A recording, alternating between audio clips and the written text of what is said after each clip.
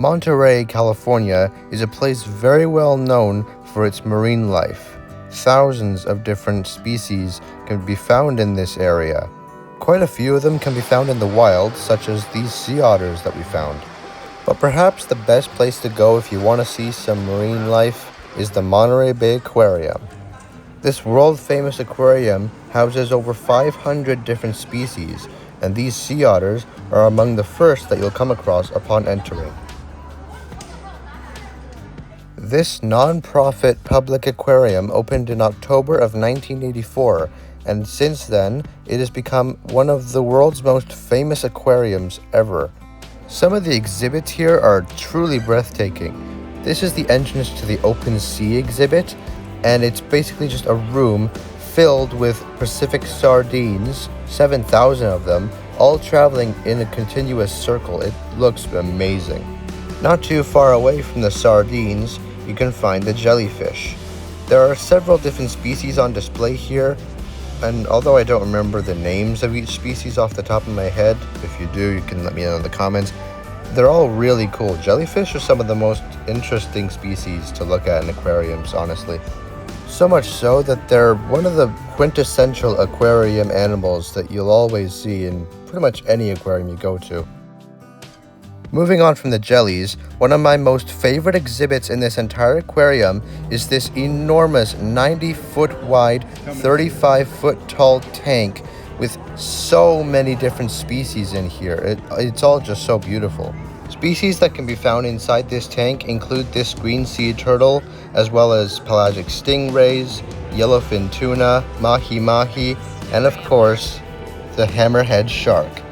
I think this just might be one of the most impressive displays in an aquarium I've ever seen. So many different species in such a large tank. It's really cool. Unfortunately, we didn't really get a great picture of them, but they do have puffins here. They don't just have fish and other marine life. They have some birds here. In fact, we're going to see another one in a minute, but yeah, these were really cool to see. For now, though, we'll go back to underwater creatures with these pelagic red crabs. These little critters have been known to be affected by pollution. They've had plastics found within their bodies, which is a pretty bad sign considering that they're one of the most important creatures in California's coast. Next up, we'll move on to another one of the most famous exhibits in the entire aquarium, the kelp forest. An enormous 343,000 gallon tank of water with a lot of kelp and a lot of fauna. We arrived here just in time to watch a diver feed all of the countless species of animals inside this tank, such as a lot of leopard sharks and a lot of other species of fish. The leopard sharks in particular were very fun to watch because of, well, this guy. In a different tank with more kelp nearby, you can find even more leopard sharks, as well as this broad-nosed seven-gill shark. There's a couple of them in here. These guys are very cool. They're one of only 2 shark species alive today that are known to possess 7 gills rather than the usual 5. They also have only 1 dorsal fin on the top of their bodies, whereas most sharks have 2, like that their leopard shark.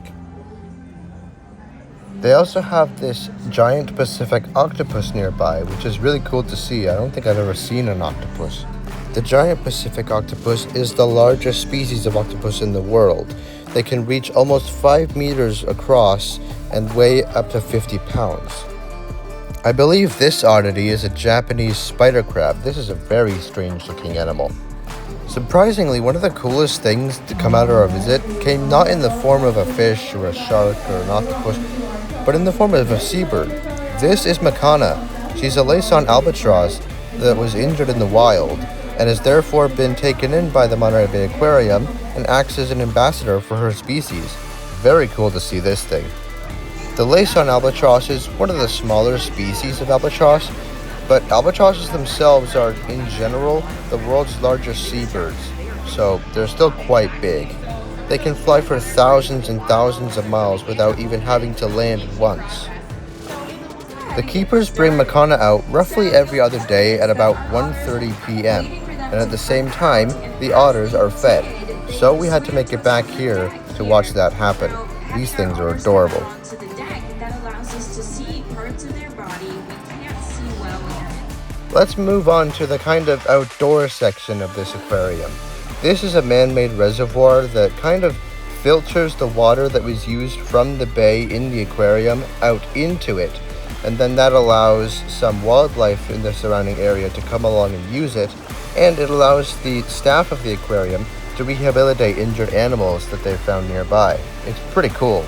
We caught this oyster catcher nearby as well, which was really cool. Now, I'm sure there's a lot more to this aquarium that I was not able to touch on in this video, so if there's any other facts you think I should know, again, put them in the comments. I'd like to hear from you. Now, we're not quite done with Monterey just yet, because the next video I have planned on the channel, yet again, will take place here, so stay tuned for that because it's going to be pretty fun. In the meantime, I hope you enjoyed watching this video, and stay tuned on the channel because the next few videos we've got coming up are really good. See you next time.